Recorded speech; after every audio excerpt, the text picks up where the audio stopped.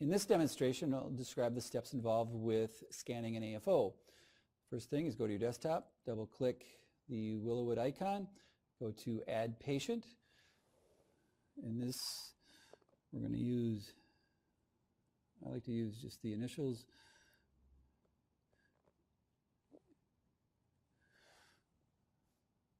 Whatever identifier you want to use so that you know your patient. And I always use a birth date for our purposes of 0101 and the year of birth.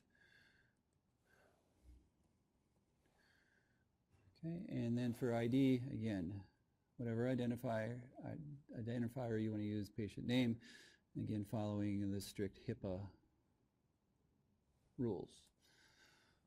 Then hit create, left click create, and now this time we're going to be doing a right AFO. Click save, go to create orthosis.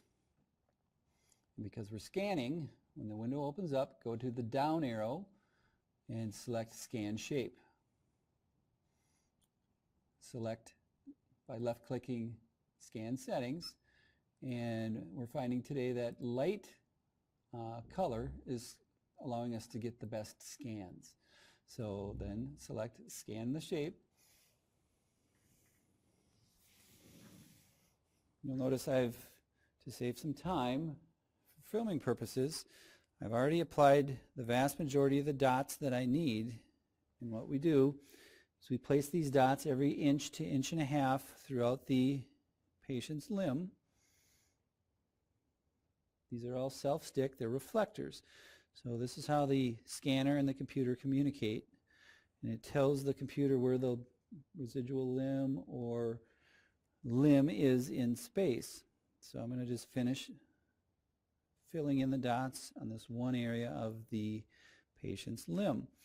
I like to use these reflectors and place some of the dots on specific areas, such as the head of the fifth metatarsal, base of the fifth metatarsal, lateral malleolus, and so on and so forth. I also have them placed in the first metatarsal, the navicular medial malleolus, calcaneal tuberosity, and so on and so forth. So those reflectors will show up on our scan once we've completed it. Now, some of the scanning details are: keep your scanner 12 inches away at all times, and again the scanner will give you an audible sound which I have turned off for filming purposes, telling you that you're either too close or too far while scanning. So I actually have the computer where I can see it through the scanning process, and you don't want to have it too light. There is no such thing as being too dark. The lighting in our room right now is actually pretty good. I've also asked my patient model to hold her foot at about a 90-degree position throughout the scanning process. If she's too dorsiflexed or too plantar flexed, those are things that I can change in the modification process. Also, if she's too supinated or too pronated, I can fix that, or if it's too everted or inverted. Those are things that can be corrected in the modification process, but I'm going to ask her to just hold steady as best she can and keep her foot in roughly a 90-degree position throughout the scanning procedure.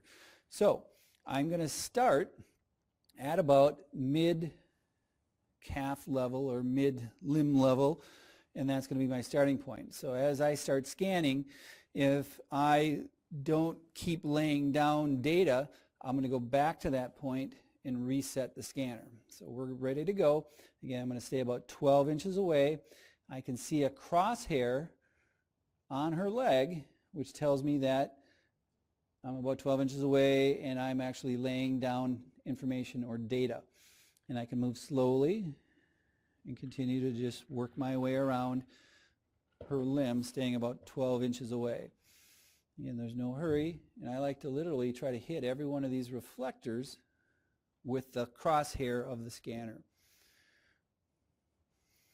Again, you can overlap. She can move a little bit. She doesn't have to be worried about motion. Some of the other systems on the market, motion is your enemy. That is not the case with this particular system.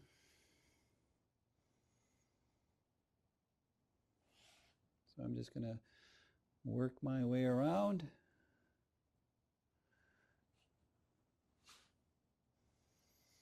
Looks like it's working extremely well. Work my way around the back of the leg through the Achilles tendon.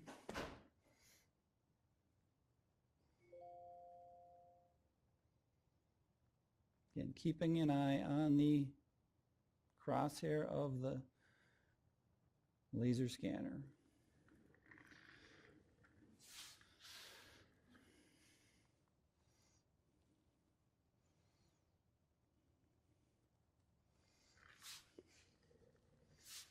Nice to have a rolling chair. Again, I can hold steady and take a peek at the computer screen.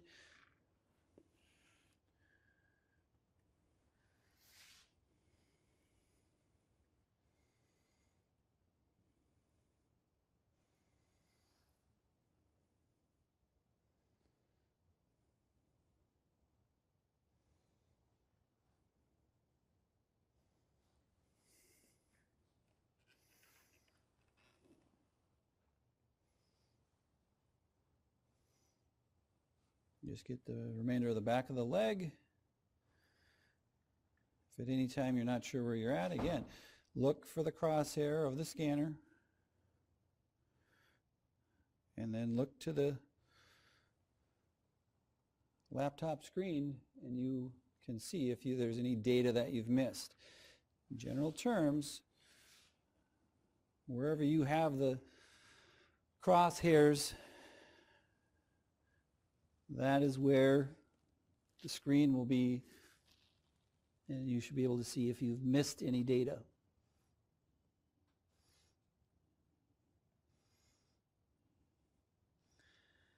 Currently, it looks like if I have any missing data, it's going to be on the back of her heel.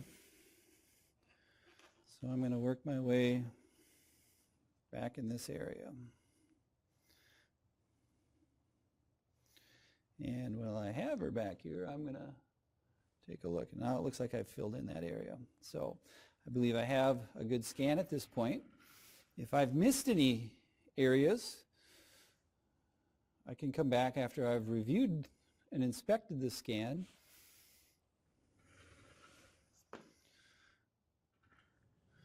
And I can come back and fill them. I like to finish where I started, which is right on the front of the leg, and I'm going to stop.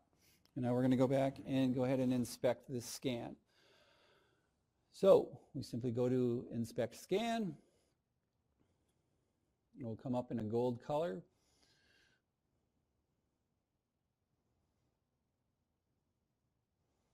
We have a big area of artifact or extra material.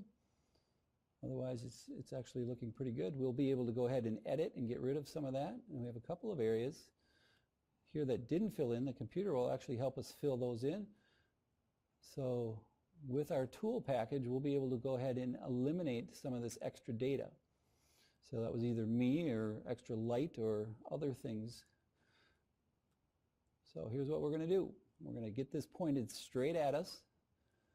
By right-clicking, I can tilt it left or right. We're going to have our patient model hold still. I'm going to look at it in this plane as well, and I'm going to spin it back by left clicking and holding, and then right click and tilt it. Now I'm going to hit the 360 button and spin it around. So the foot looks a little dorsiflexed. Again, that's something we can straighten out in the modifications, so easy to fix. Now I like what I have. I'm going to hit Edit. I can trim off all the extra material I have at the top. I'm going to pull this down and cut off all this extra data at the top. I don't need it. And then with some of these other tools, I have an eraser button here. This little button allows me to simply right-click.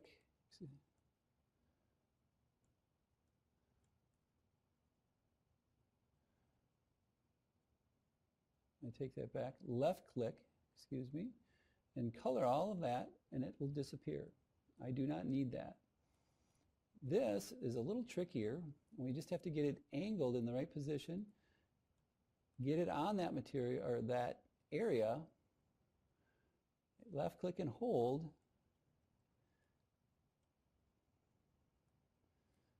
Same thing, left click and hold, and this is actually part of, for some reason it's on or attached to our model, so we'll just take little snippets at that. The rest of it I'm going to leave on there. And I don't want to do that. I'll hit my back arrow, and that'll put that back on there. And this is something I can get rid of in the modification process.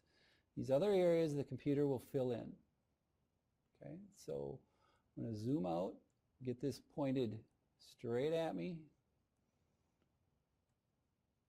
spin it around in space. Again, the orientation has to be correct before you save this so that you can go on to the next steps, which are covered in the tutorials.